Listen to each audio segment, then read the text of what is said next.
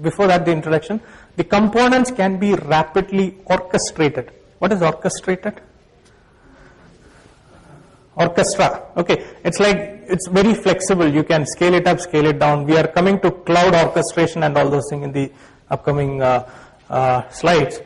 It can be provisioned, means provided, implemented and decommissioned, and scaled up and scaled down. So most of the things are overlapping, most of the concepts are overlapping, but this is the terminology that is generally used by the marketing people or in most of the cloud security presentation. Okay, so I'm just following their paths. It's not something that is invented by me. This is the term that is generally used in the cloud, lexicon or whatever.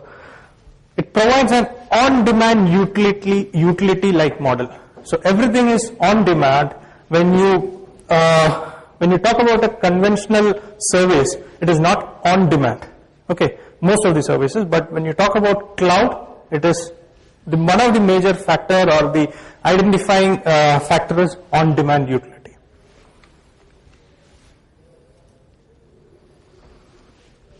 Now there is cloud confusion, which I was talking about. Now before that, whenever you feel that you have reached the saturation level, just let me know. Okay, you'll have a quick break. Okay, but the official tea break is 11:15 to 11:30, somewhere between. But if you feel that you have reached the saturation level, let me know. We can have a small 1-minute break. Okay. Now, if you look at the architect, like the client-server model or whatever it is, there is a confusion, or I said there are two schools of thought. One saying that cloud is nothing new; it is the same old stuff that we have been following for the last 40 years or whatever. And the other team or other school says that it is new because these many features are there. So we'll see that. Now the point here is how cloud is similar to and different from existing model of computing is very important when we look at it from a security perspective. Okay. Because it creates an impact in the security posture. Okay, how it could impact the organization, operational and technological approach to network and information security practices. Okay, so the difference is what creates the impact. If it is the same old stuff, we don't have to worry because everything is same. It's just a new name, but it is not the same thing. So, who is this?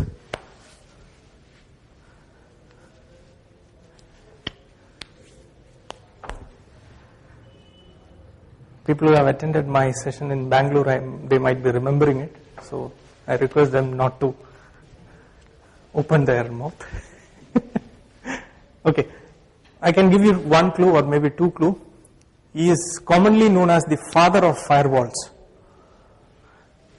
Okay, he very often appears on US podcast, security cast and all those stuff. Okay, third clue, he is associated with White House very closely. He was the first one to implement firewall and mail server in White House. Okay, his name is Marcus Ranum. Okay, he's a very well-known guy. Okay, he said cloud computing is nothing new, same old, same old. Who is this gentleman?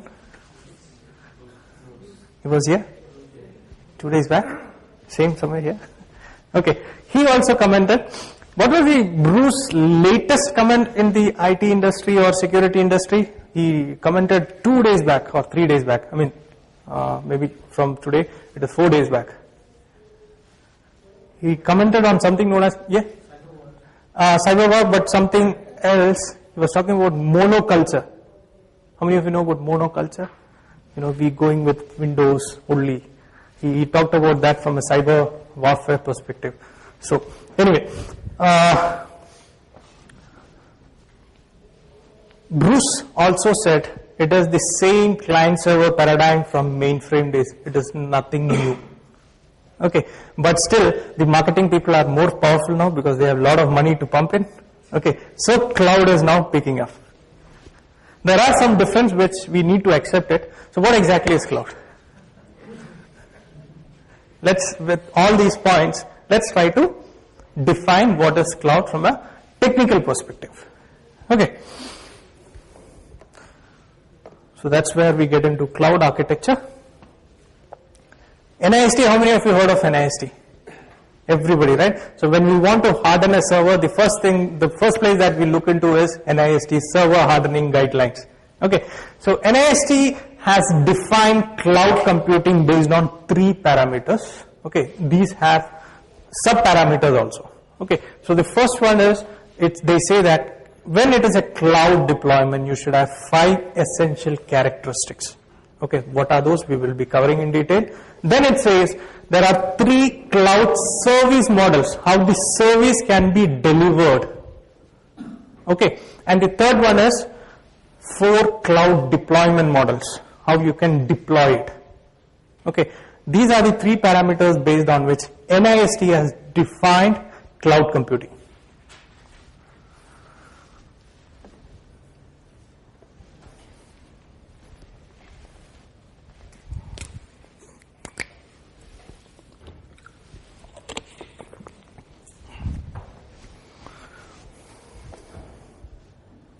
Okay, can I change the slide? Okay. Now, what are the 5 essential characteristics? The first one is on-demand self-service. Okay. The second is broad network access. The third is resource pooling. Fourth is rapid elasticity. The fifth one is measured service. So, if you have a network, a grid network or a big large network, and you have a cloud, the differentiating factors are this. If your grid has these factors, then it is no more a grid, it is a cloud. Okay, so what are these? We will just cover.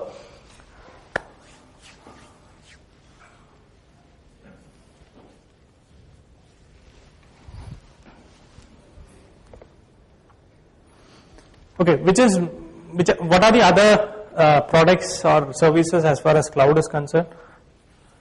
Major players, Windows. What do they call their cloud service?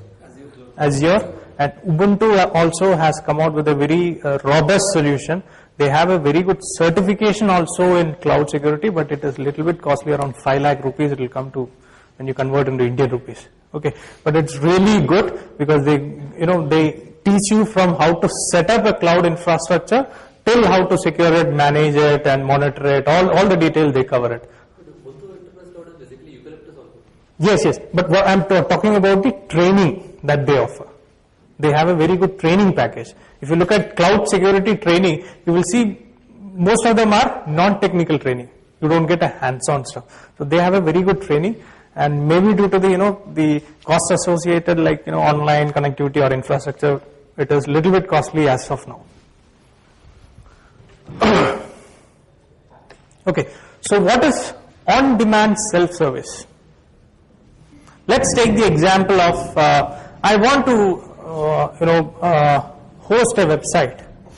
Okay, what is the general workflow or general process that we do? We need to create an account with a service provider, then he will approve it. Immediately we don't get, right? So a user intervention is required from the service provider side.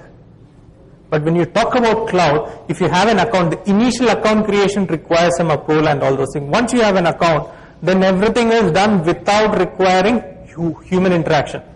So what it means is, if I want 10 instances of Windows XP or Windows Server or any server, I don't need any interaction from the service provider side. Kind of private connectivity like VPN or any kind of dial-in, any kind of connectivity.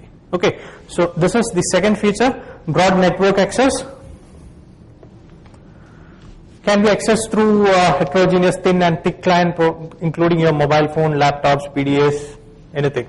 Just similar to your web-based access technologies. The third is resource pooling.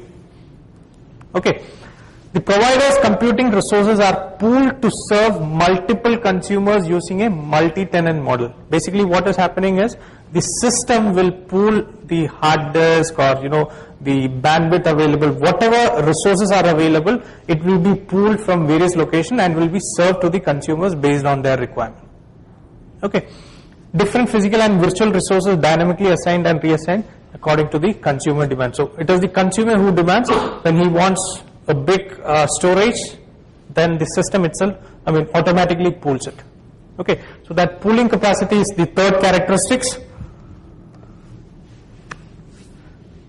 Degree of location independence is very much related here, because generally the end user or the corporate or whoever is the client doesn't know where is his data lying or where is the physical server connectivity. He doesn't have much information about this. Okay, he has no control or knowledge over the exact location of the provided resources.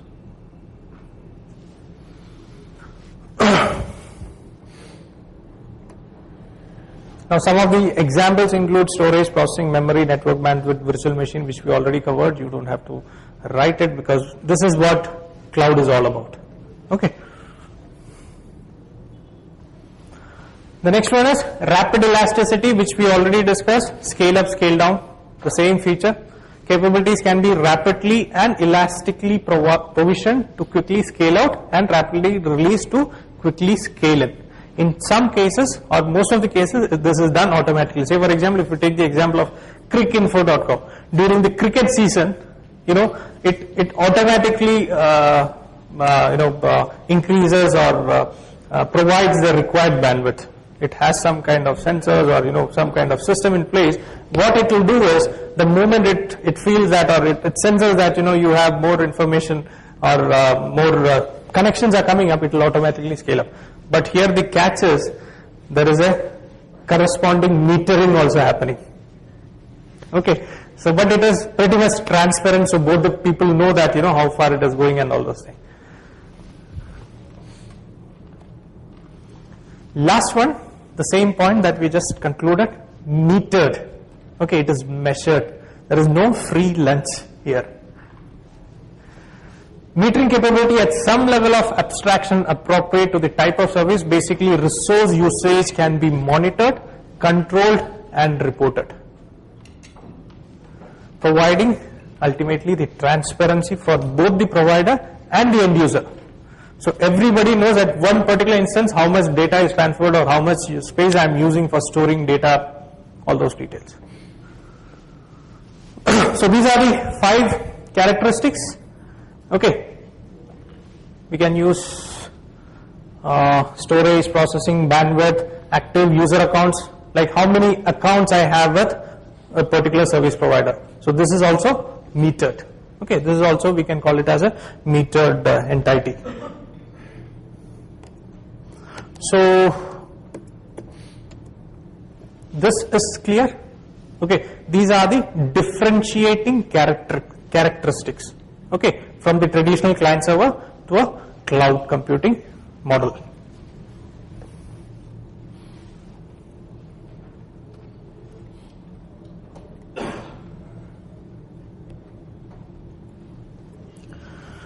Now there are so many myths about computing, cloud computing. Morning also I was talking to somebody, so we were discussing about virtualization led to cloud computing.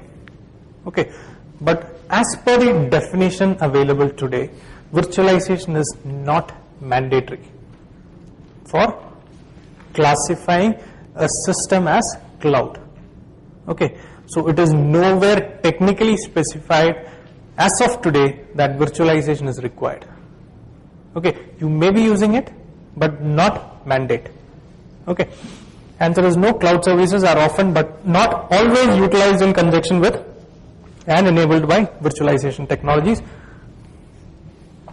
There is no requirement that ties the abstraction of resources to virtualization technology. In many offering, virtualization by hypervisor or operating system container is not used or utilized.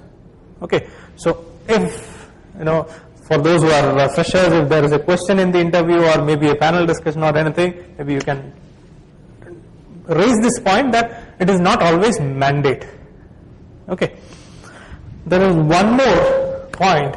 People say that cloud has to be multi-tenant, which is again not. It's a myth, or it's not an essential characteristics. Multi-tenancy is not an essential characteristics of cloud, because we have something known as private cloud also. Okay, so that we'll be covering later. Multi-tenancy is not called out as an essential cloud characteristics by NIST, but it is often discussed as such. Okay.